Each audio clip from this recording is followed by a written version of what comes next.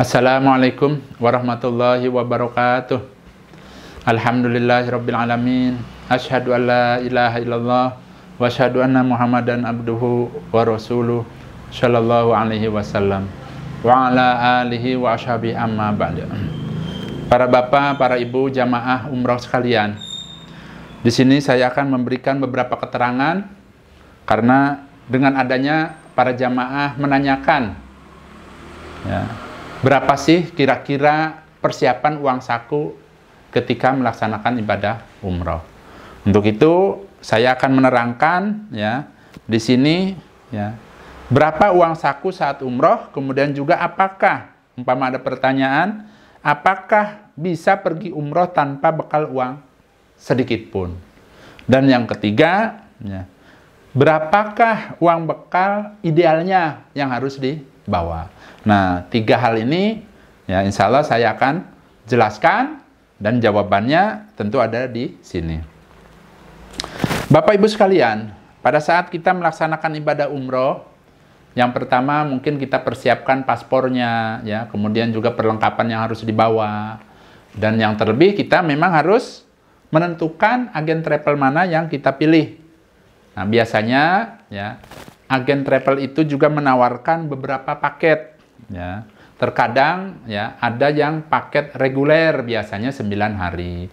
Itu pun 9 hari ada yang langsung dari Indonesia langsung ke Jeddah, kemudian ada juga langsung ke kota Madinah. Ada yang seperti itu. Namun ada juga paket yang reguler itu juga mampir dulu, ada ya, transit ada ya.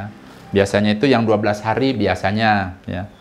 Terkadang ada juga yang promo sampai 14 hari ya, transit kemudian baru langsung ke Madinah, ada yang seperti itu. Nah, di sini saya akan menjelaskan Bapak Ibu sekalian ya, beberapa hal mengenai pengeluaran kita sebagai jamaah akan melaksanakan ibadah umroh ya. Jadi yang pertama yang mau tidak mau harus dipersiapkan uang.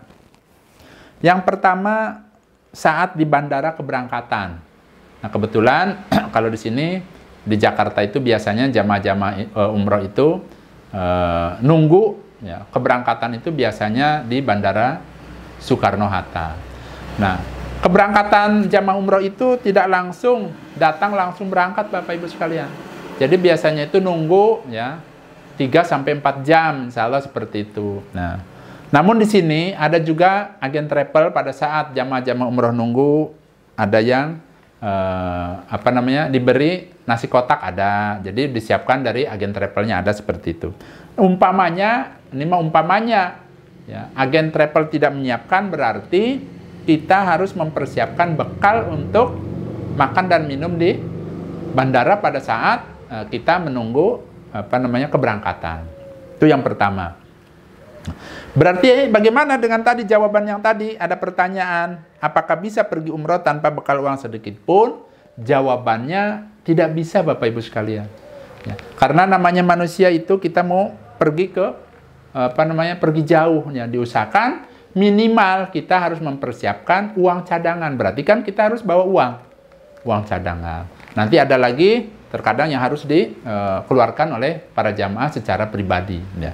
Memang betul Bapak Ibu sekalian. Ya. Jadi travel, ya, agen travel yang kita pilih itu biasanya menyediakan ya tiket pesawat pulang pergi, kemudian juga angkutan bis kalau kita ada acara city tour, kemudian juga ya tempat hotel tempat kita menginap juga itu sudah menjadi tanggungan dari agen travel. Begitu juga dengan makan. Sehari-harinya kita biasanya disiapkan sehari 3 kali. Namun Bapak Ibu sekalian, di luar itu Bapak Ibu sekalian, ya, kita harus mengeluarkan uang pribadi. Ya.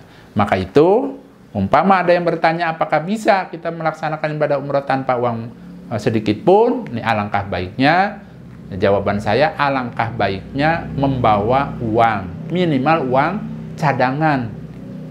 Ya, seperti itu. Jadi jawabannya ya tidak bisa. Ya, minimal bawa uang cadangan, toh mau dipakai dan tidaknya nanti kita jabarkan di sini keterangan dari saya. Nah, di sini saya akan memberikan beberapa keterangan mengenai pengeluaran seorang jamaah. Jadi satu orang jamaah itu biar tahu berapa pengeluarannya dan untuk apa. Yang pertama tadi saya sudah terangkan saat di bandara. Jadi harus dipersiapkan bila mana kita nunggu terlalu lama, kita persiapkan untuk bekal makan dan minum. Yang kedua, saat transit. Bila perjalanan pesawat itu harus transit di negara lain, minimal beli-beli minuman atau apa harus dipersiapkan. Kemudian juga ya, yang ketiga, kita harus mempersiapkan juga sedekah bila ada yang minta-minta pada saat kedatangan kita kalau misalnya kita baru datang di Jeddah atau di kota Madinah, ya biasanya ya ada yang minta-minta, ada bapak-bapak, ada ibu-ibu pada minta-minta naik ke bis biasanya, ya pada minta seperti itu. Ya kalau memang kita ada rezeki ya boleh. Umpama pol-polnya saya emang enggak, umpamanya aslinya itu tidak apa-apa. Yang keempat, mau tidak mau Bapak Ibu sekalian, ya untuk laki-laki ya, pada saat kita tahallul cukur botak itu biasanya kita pergi ke salon, harganya 10 real ya. Pak, apakah bisa saya cukur pakai alat sendiri? Ya silakan, kalau memang mau pakai alat sendiri, bawa sendiri, berarti kan harus dibeli di Indonesia alat potong rambutnya. Namun saran dari saya, alangkah baiknya kita lebih baik mengeluarkan uang 10 real Bapak Ibu sekalian. Karena apa? Karena kita ambil gampangnya, mudahnya. Dan untuk kebersamaan biasanya dengan para jamaah yang lain, ya setelah lukar, tahallul, potong rambut, biasanya langsung pergi ke tempat potong rambut. Itu mau tidak mau harus mengeluarkan uang 10 real. Selanjutnya yang kelima, ya, yaitu kita harus mengeluarkan beberapa pengeluaran ketika agen travel mengadakan city tour.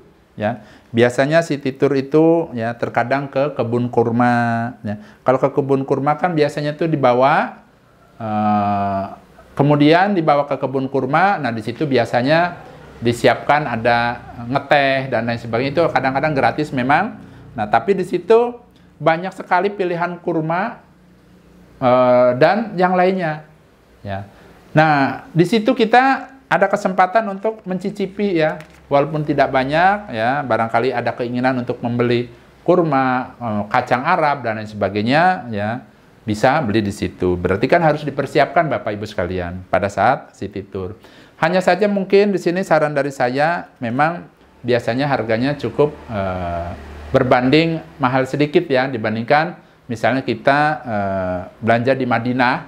Ya nanti saya kasih tahu caranya. Nah, jadi kalau misalnya city tour ke kebun kurma, ya kalau mau belanja ya secukupnya saja, ya agar kita tahu kayak apa, seperti apa dan lain sebagainya. Ya, jadi tidak usah banyak-banyak Bapak Ibu sekalian. Tapi kalau mau ngirit, tapi saya maunya di situ sekalian ya silahkan. Itu pilihan Bapak Ibu sekalian.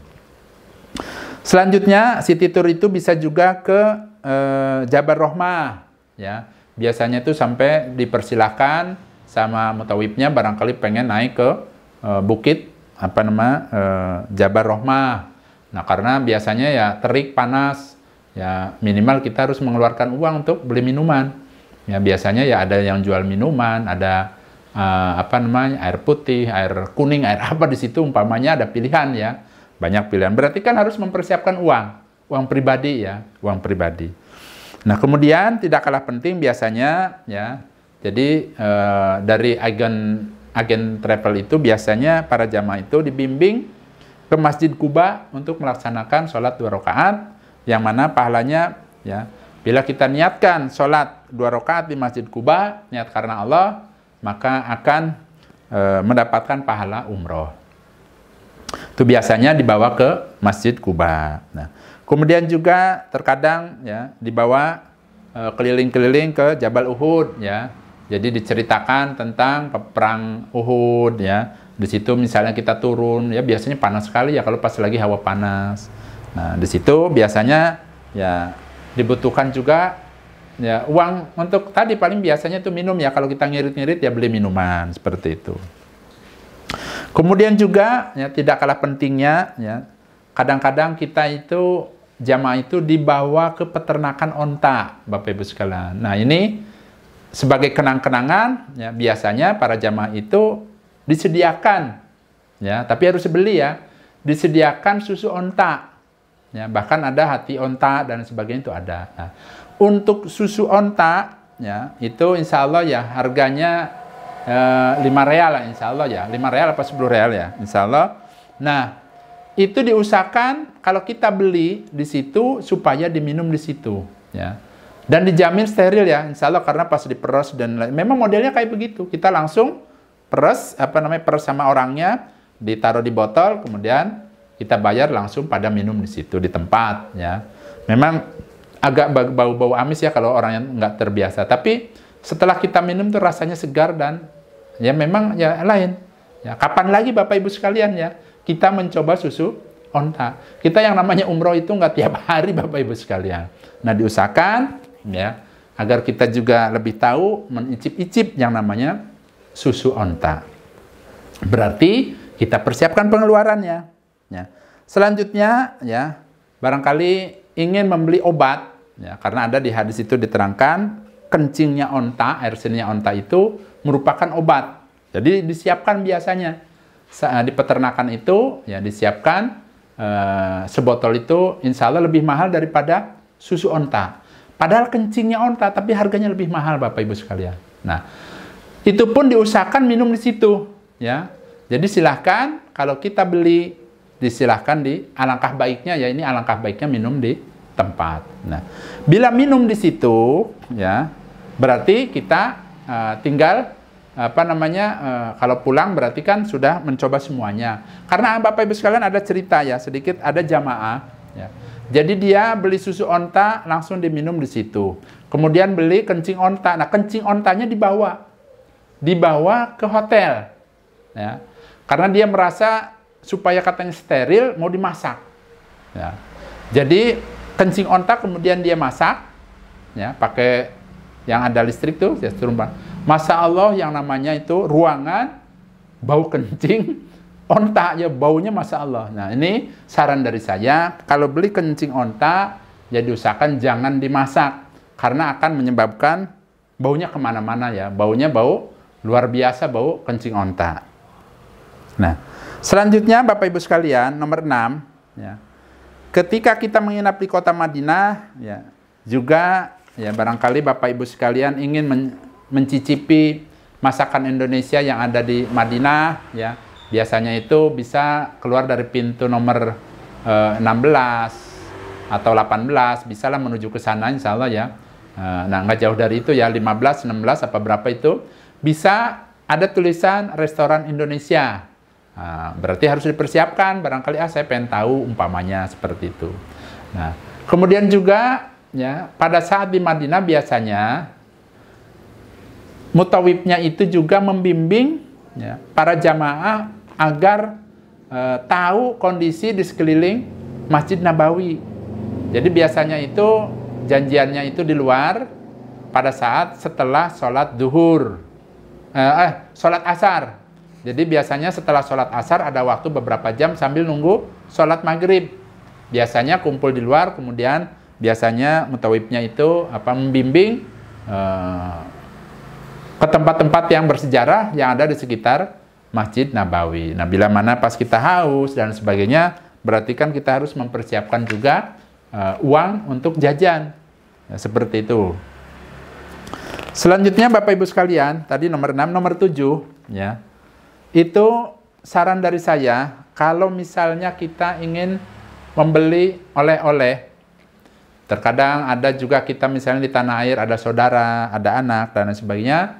Nah, saran dari saya beli oleh-oleh itu yang harganya cukup ringan, ya, apalagi misalnya kurma. Ya, kurma itu kalau dibandingkan di tempat yang lain itu perbedaannya per kilo itu bisa 5-10 real. Ya, apalagi kalau dibandingkan di Kornis, di Jeddah, ya cukup mahal, murahan di Madinah. Caranya bagaimana? Caranya ya berkelompok. Ya, jadi biasanya itu ya mutawibnya itu kan tahu tempat-tempat di mana tempat yang harganya murah ya. Kita misalnya pengen menuju ke situ, berarti kita minta dibimbing sama mutawibnya untuk beli oleh-oleh yang harganya murah. Biasanya itu harganya harga agen. Jadi misalnya minyak wangi paling minim ngambilnya setengah lusin misalnya, atau beli, kalau perempuan kan apa namanya, ada maskara, ada lipstick dan sebagainya, itu harganya cukup ringan di Madinah. Tinggal berapa orang misalnya pergi, biasanya tuh setelah makan malam.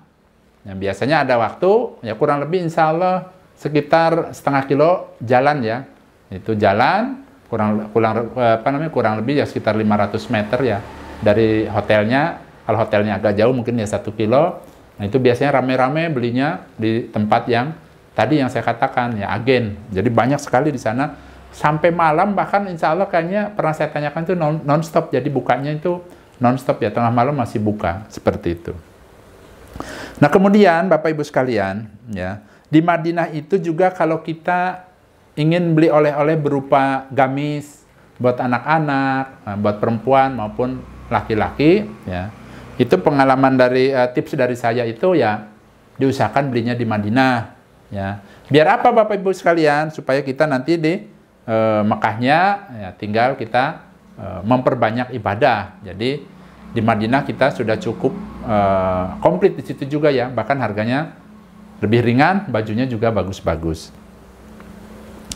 Kemudian nomor 8 Bapak Ibu sekalian, jadi pada saat kedatangan kita di Mekah ya, itu diusahakan kita juga memperbanyak ibadah, ada sholat, baca Al-Quran, tawaf.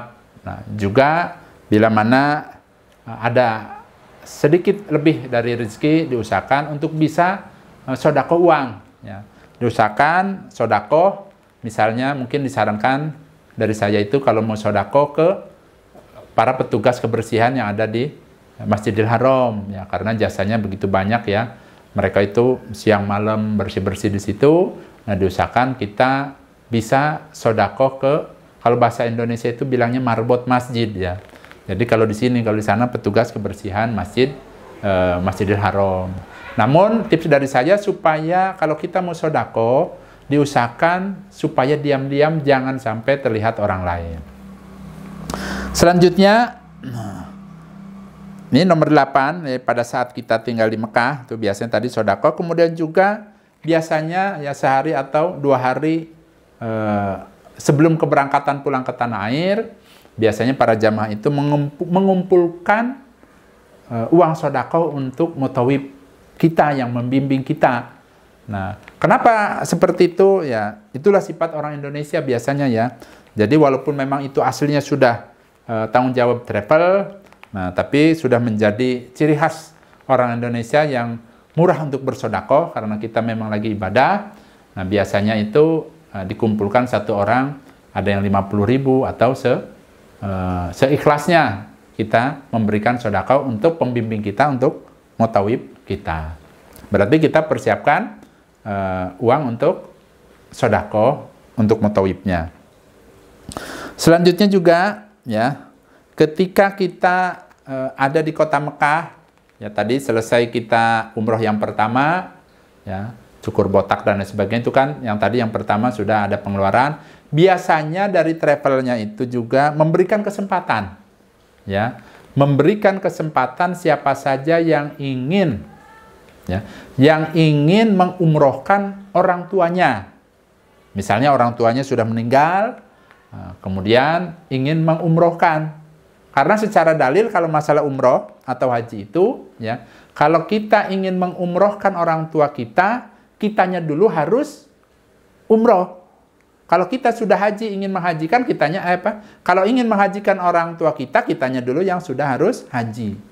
Tuh, ya. Jadi kalau kita sudah haji baru bisa menghajikan orang tua kita, ya.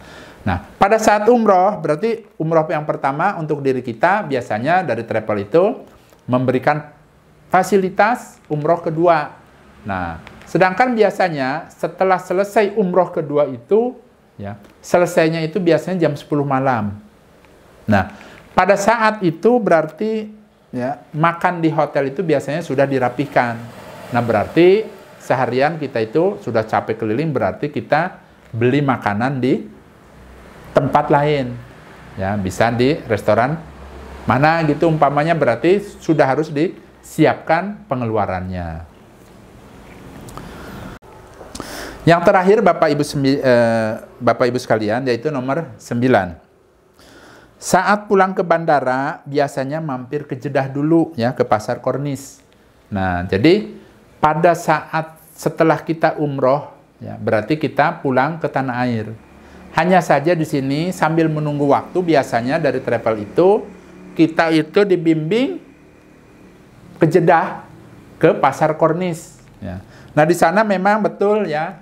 Jadi kita itu dapat makan biasanya 1 kali di Jeddah ya, di Pasar Kornis itu ya. Biasanya insya Allah yang sudah-sudah itu makanan Indonesia. Nah, cuman pada saat kita nunggu juga agak lama dan sebagainya, kita haus ya, pengen beli apa dan lain sebagainya, berarti kita harus persiapkan untuk bekal kita pada saat kita misalnya terlalu lelah dan lain sebagainya, berarti kita harus sedikit banyaknya harus mempersiapkan. Jangan dihabiskan uangnya di Mekah ya. Jadi sisakan untuk di perjalanan terakhir ya.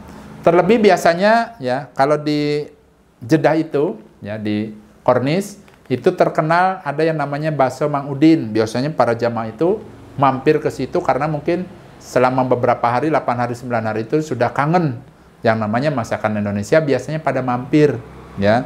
Ya zaman dulu sih harganya insya Allah 10 real ya bakso, apa ada gado-gado, ada mie ayam ya. Mungkin tahu harganya sekarang berapa. Nah, di situ kita bisa mempersiapkan, berarti uang cadangan yang terakhir jangan sampai dihabiskan. Bahkan di sebelahnya masakan Indonesia itu ada yang namanya toko Ali Murah ya. Bisa di situ kita misalnya membeli kurma apa? Nah, biasanya kurma yang masih muda. Karena kalau kita belinya di Mekah atau di Madinah keburu matang duluan. Nah, biasanya para jamaah itu membeli kurma mudanya di Jeddah. Supaya pas kedatangan kita ke tanah air, berarti pas. Jadi ibarat pas, nggak terlalu matang, jadi masih enak dimakannya. Bahkan di situ disiapkan beberapa kebutuhan bila mana para jamaah ingin menambah, bahkan biasanya menghabiskan uang realnya. Biasanya ya banyak yang dipilih ya, di situ berderet yang namanya pasar oleh-oleh ya. Bahkan di situ banyak orang Arabnya itu ya, orang Yaman, orang Arab itu bisa berbahasa Indonesia. Jadi biasanya menawarkan kita dengan berbahasa Indonesia. Nah, dari situ keterangan-keterangan yang saya berikan tadi, Bapak Ibu sekalian, berarti bila mana ada pertanyaan tadi, Pak, apakah saya berangkat umroh itu tidak bawa uang? Bisa tidak, uang saku maksudnya? Berarti jawabannya tidak bisa. Karena mau tidak mau tetap ada pengeluaran yang harus dikeluarkan, bahkan harus dipersiapkan uang cadangan bila mana terjadi sesuatu. Hanya saja di sini saya memberikan tips, bila mana kita pergi umroh, diusahakan bawa uang secukupnya.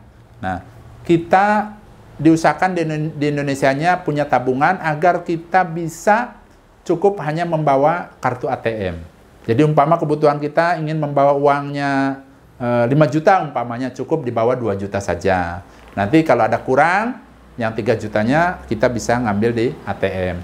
Bahkan saya nggak bisa cara ngambilnya, ya, biasanya tanyakan saja atau minta antar ke mutawibnya, insya Allah diantar, bahkan diajari biasanya bagaimana caranya seperti itu.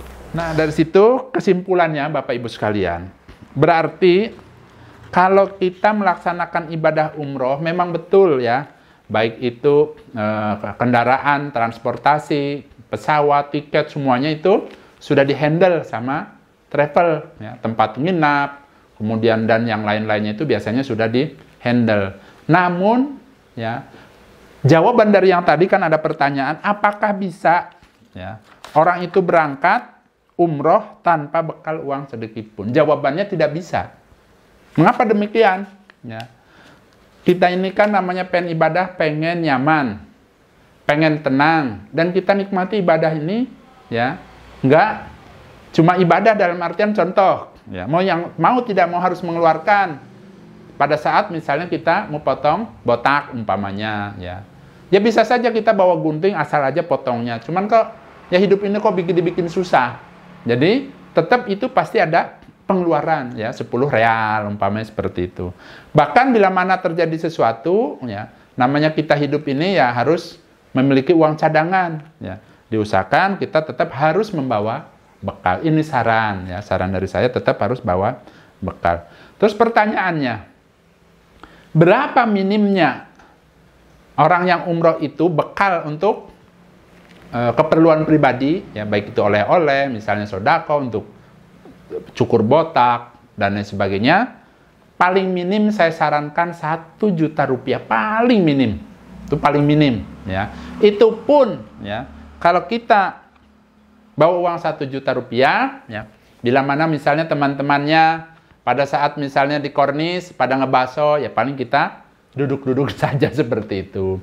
Atau barangkali pas saatnya city tour ke kebun kurma, yang lain pada beli, misalnya icip-icip berapa kilo, ya kita paling bisa ya secukupnya aja, ya lihat-lihat atau apa, karena uang 1 juta itu ya, itu harus dibagi 2 ya, untuk cadangan kalau terjadi apa-apa yang 500.000, yang 500.000-nya itu mungkin ya tadi untuk cukur, untuk apalah keperluan-keperluan, untuk sodako dan lain sebagainya. Jadi intinya paling minim 1 juta. Kemudian berapa idealnya? Nah, idealnya saya ambil tengah-tengahnya ya. Kalau kita ingin lebih nyaman dalam beribadah, memang kita minimal atau misalnya idealnya itu bawa uang kurang lebih sekitar 5 juta. Kok besar amat Pak Haji umpamanya? Nah, karena memang seperti itu ya. Ya. Tadi saya sudah gambarkan ya. Kalau kita pengen nyaman ya. Bahkan terkadang Bapak Ibu sekalian ya, kalau ada ya, ini kita cerita ada jamaah yang memang uangnya mungkin sudah turah-turah ya. Dia ngajak ke saya tempo hari itu ngajak beli parfum. Katanya, Pak, yuk kita beli parfum. Bagus katanya, harganya 2 juta katanya sebotol kecil.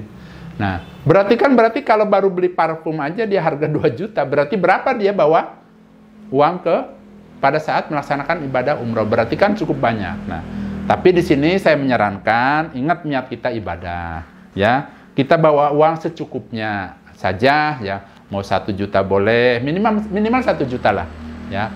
2 juta bagus, 3 juta lebih bagus. Bagaimana kalau misalnya 5 juta? Ya itu memang yang idealnya ya. Terkadang kan kita juga ingat sama keluarga di tanah air, barangkali ingin membelikan sesuatu yang ya, kita kan pergi ke sana nggak tiap bulan, barangkali ingin memberikan apalah gitu ya. Jadi intinya ya, idealnya memang sekitar 5 jutaan ya untuk harga sekarang ya, karena memang apa-apa biasanya ya udah lebih mahal ya, lain sama yang tahun-tahun yang terdahulu. Saya rasa itu saja Bapak Ibu sekalian, mudah-mudahan beberapa keterangan dari saya ini bisa menambah wawasan bagi Bapak Ibu sekalian yang akan melaksanakan ibadah umroh, terutama Bapak Ibu sekalian yang akan melaksanakan ibadah umroh yang pertama.